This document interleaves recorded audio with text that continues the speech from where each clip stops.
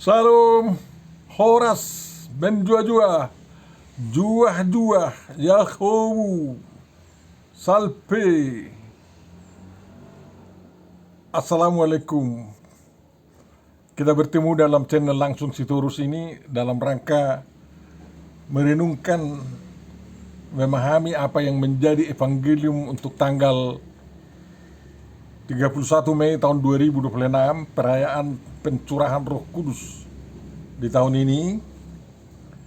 Dan untuk memulai perenungan kita, mari kita terima penyertaan dari Tuhan sebagaimana dikatakan oleh Paulus dalam suratnya ke jemaat Filipi pasal 4 ayat 7.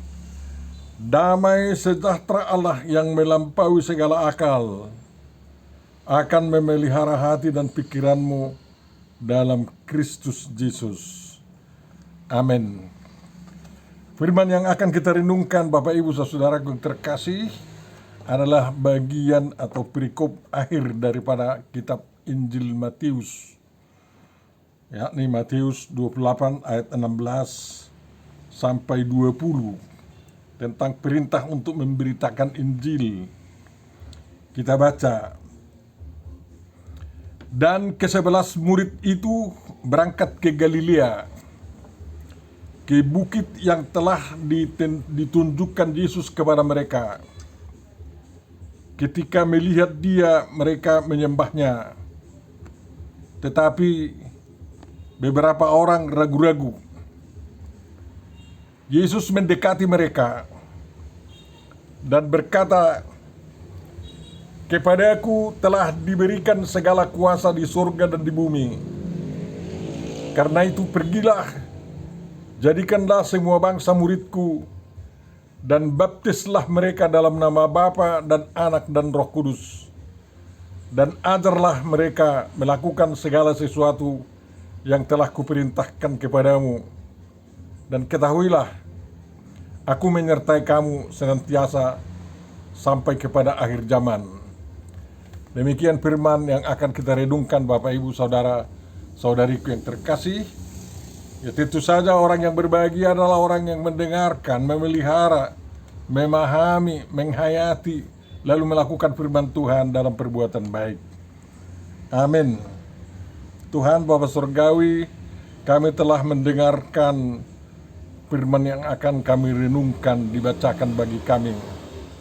Tolong kami Tuhan untuk memahaminya sehingga kami semakin sungguh-sungguh menjadi saksi-Mu di tengah-tengah dunia ini.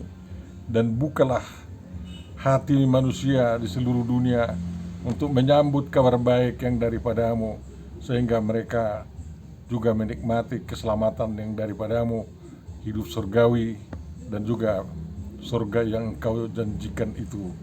Dalam Yesus kabulkan doa kami. Amin. Tema yang diberikan kepada kita mengatakan menjadi saksi Tuhan yang Trinitas. Menjadi saksi Tuhan yang Trinitas. Bapak Ibu Saudaraku yang terkasih, kita berbahagia karena sebelum Tuhan Yesus naik ke surga, Dia memberikan pesan kepada kita untuk dapat kita lakukan. Ya. Jadi memang dikatakan di sana Yesus mengarahkan murid-muridnya pergi ke Galilea. Ya. Itu agak sedikit berbeda dengan apa yang dikatakan oleh Lukas, yang mengatakan bahwa kenaikan Tuhan Yesus Kristus itu terjadi di luar kota Yerusalem, di dekat Betania. Bagaimana mungkin itu? Apakah dua hal yang berbeda? Enggak. Tentu saja perintah untuk memberitakan Injil itu tidak jelas dikatakan di sana bahwa itulah kata-kata yang dikatakan Tuhan Yesus sewaktu Dia naik ke surga. Dan kita mengikuti cerita yang dikatakan oleh Lukas bahwa setelah mereka mendapat pesan dari Tuhan Yesus di Galilea, ya, di bukit yang tidak diberitahu namanya ini, mereka pergi kembali ke Betania, dan dari Betania lah Tuhan Yesus naik ke surga. Di sana Tuhan Yesus hanya memberikan berkat bagi mereka. Pesan atau amanat yang diberikan Tuhan Yesus itu menjadi pendorong utama bagi kita semua untuk menjalankan pemberitaan Injil sepanjang zaman. Dan pemberitaan Injil itu merupakan darah daging daripada setiap orang Kristen. Jadi itulah, kalau orang Israel dianjurkan untuk tetap mengingat apa yang menjadi hukum-hukum yang diberikan Tuhan melalui Musa, dan terutama hukum yang 10 itu, dasatita, hukum Taurat itu 10, itu menjadi amanat yang luar biasa bagi seluruh orang percaya kepada Jehovah. Dan sekarang oleh Tuhan Yesus Kristus, amanat yang paling utama adalah bukan lagi soal mencari kehendak Tuhan, karena kehendak Tuhan telah dipenuhi oleh Tuhan Yesus Kristus, tetapi yang diutamakan adalah melaksanakan kehendak Tuhan, ya, yakni menjadikan semua bangsa menjadi pengikut Yesus Kristus.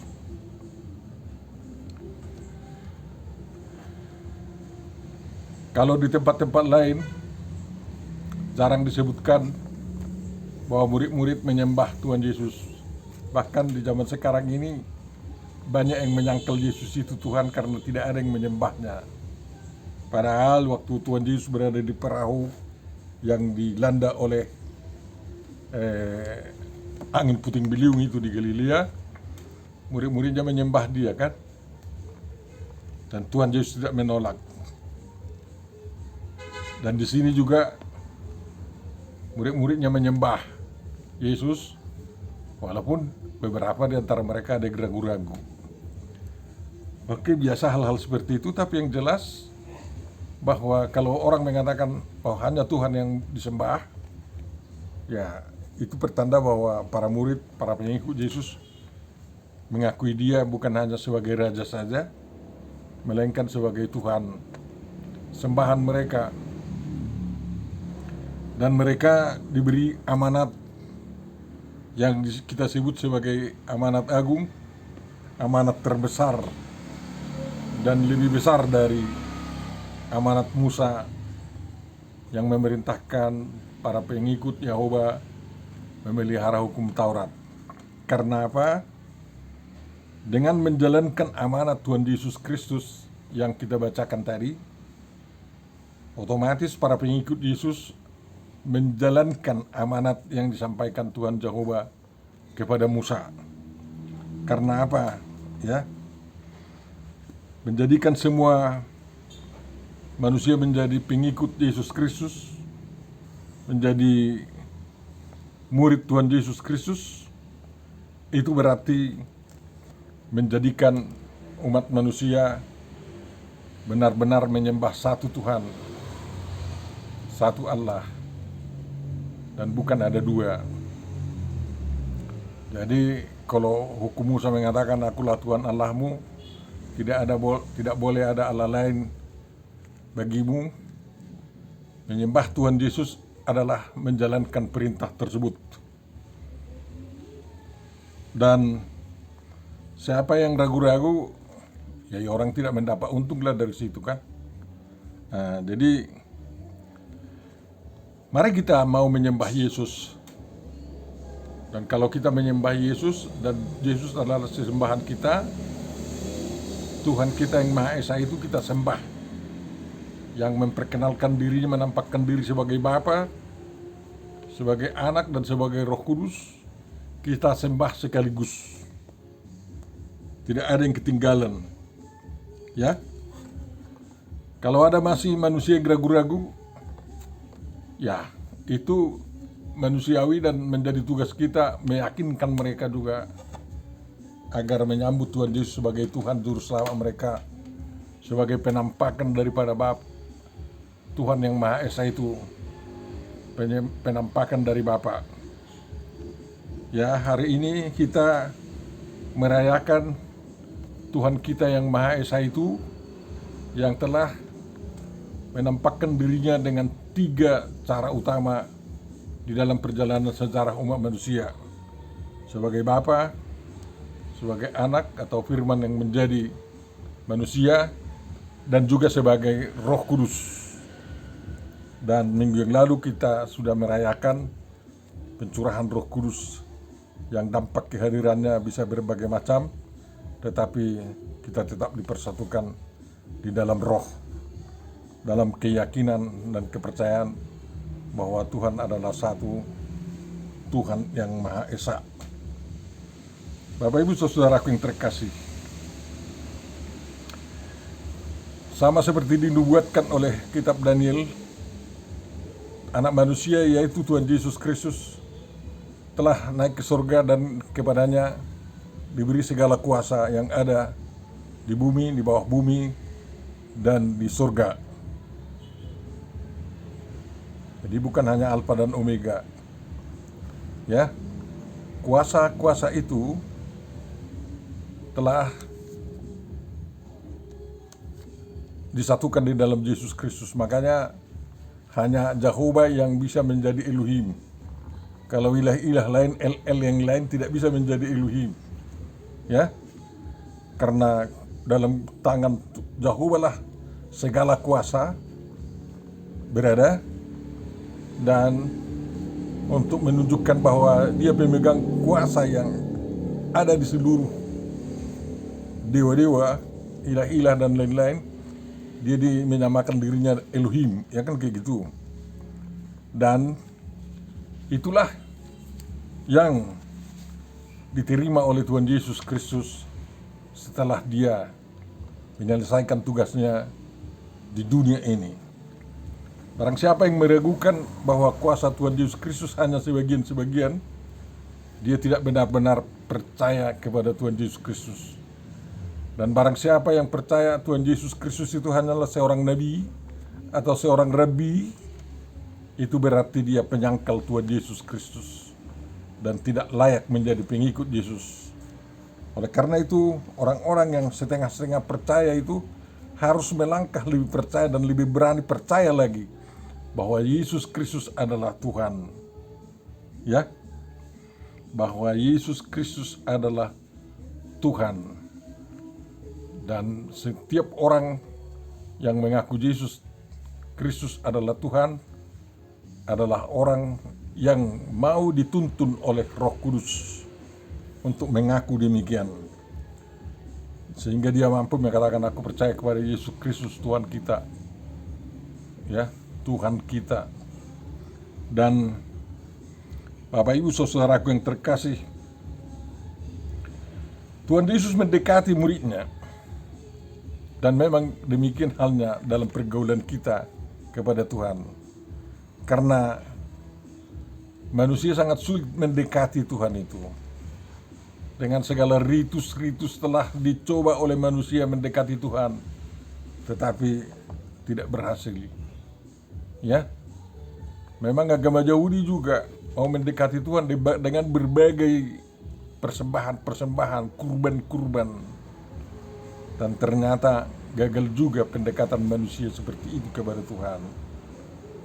Dan agama-agama lain pun begitu dengan ritus-ritus mereka. Ada yang salawatan, ada yang memuja lembu, ada yang memuja ular naga dan lain-lain. Tapi ternyata itu semua gagal untuk mendekatkan Tuhan atau mendekatkan manusia kepada Tuhan.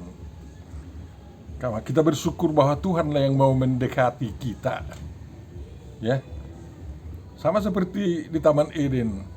Setelah manusia jatuh ke dalam dosa, manusia bersembunyi, tetapi Tuhan mendekati mereka dan menyapa manusia itu dengan firman-Nya, dengan mengatakan, Adam, di manakah engkau?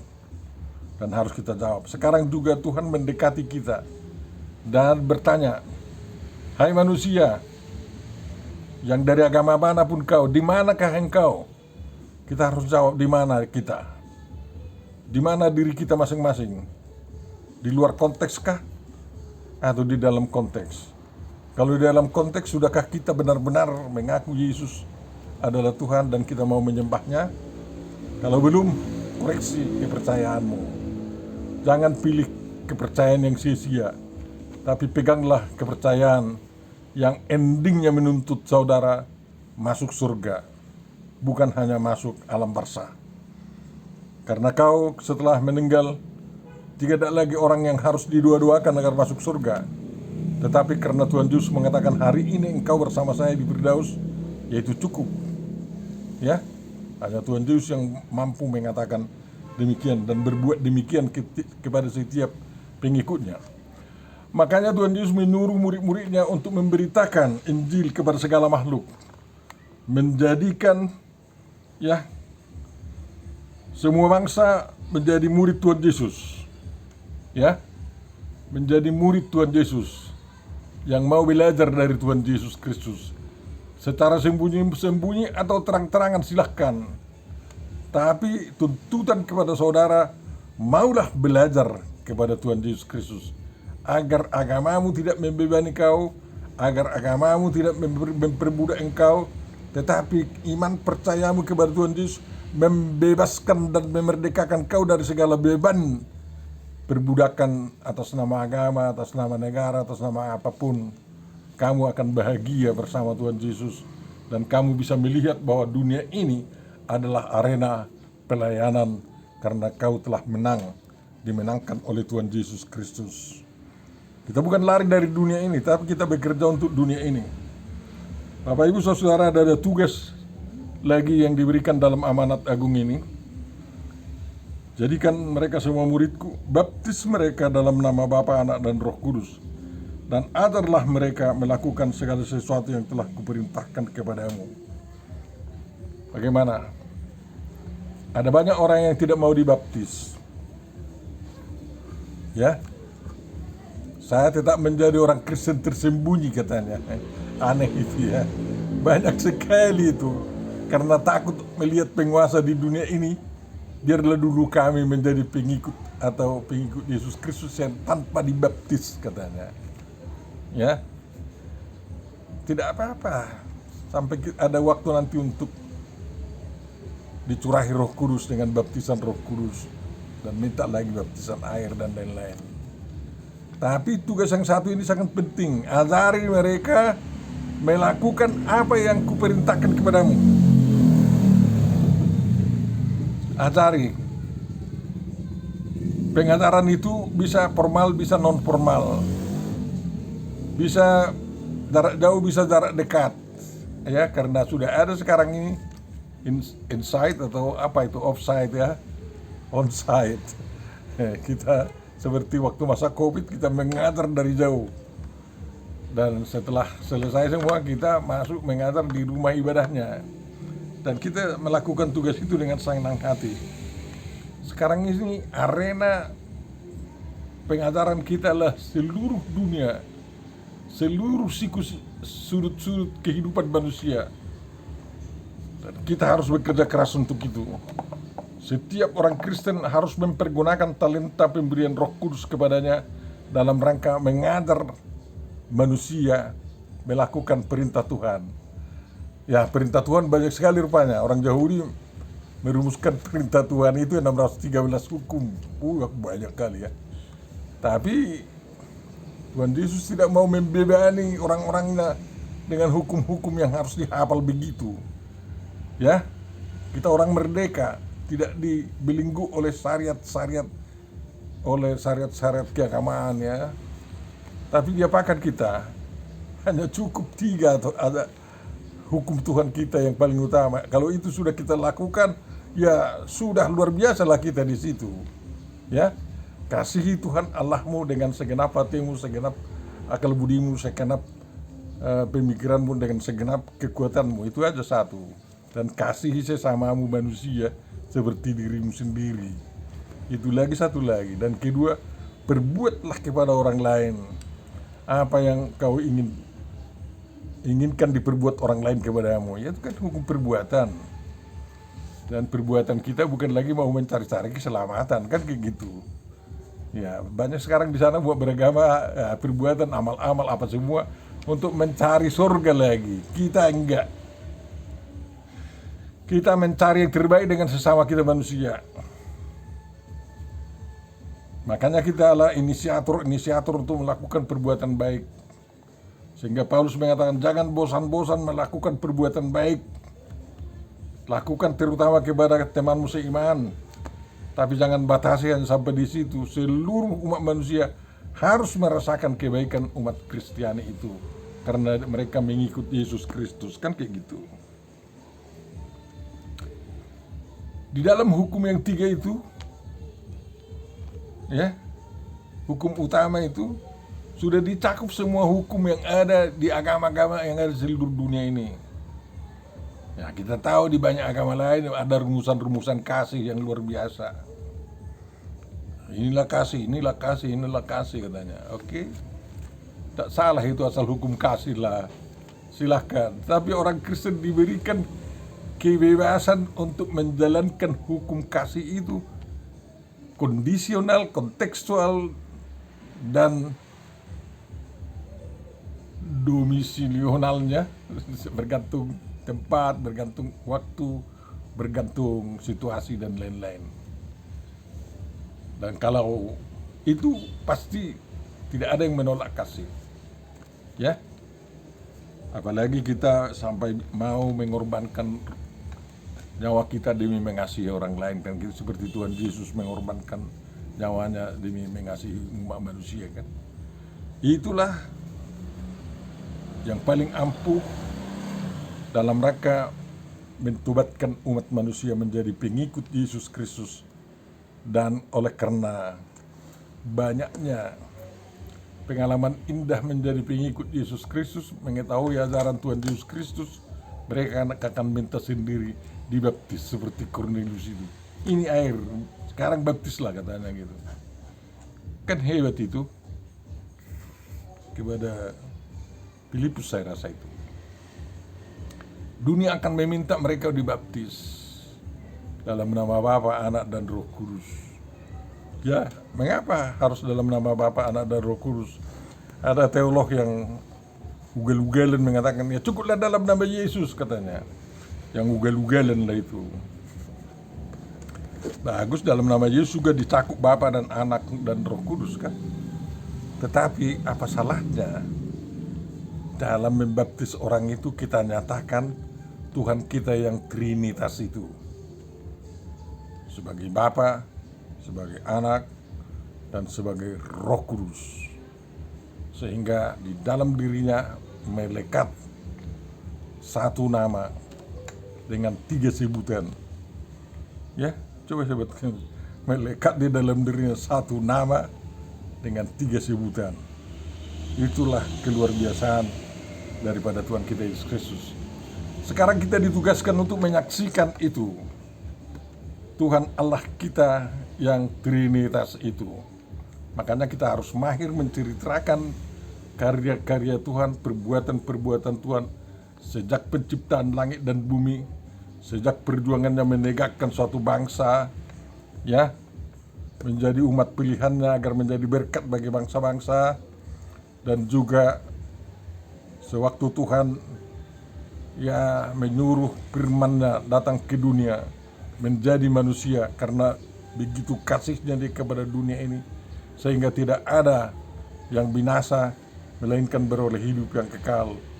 Dan sekarang dia lebih menyatakan dirinya menonjol di dalam kuasa Roh Kudus yang luar biasa.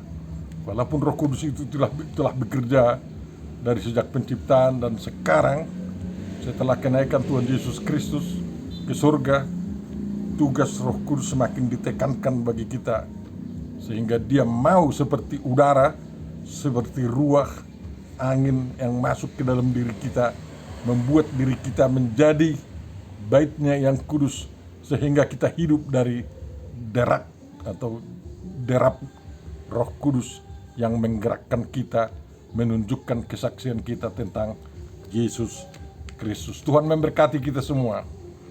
Amin. Tuhan Bapa Surgawi, kami telah merenungkan Engkau Tuhan yang Maha Kuasa, Maha Esa, yang Trinitas, dan kiranya pemahaman kami tentang Engkau mendorong kami untuk semakin giat bersaksi, menyaksikan Engkau sampai ke ujung dunia.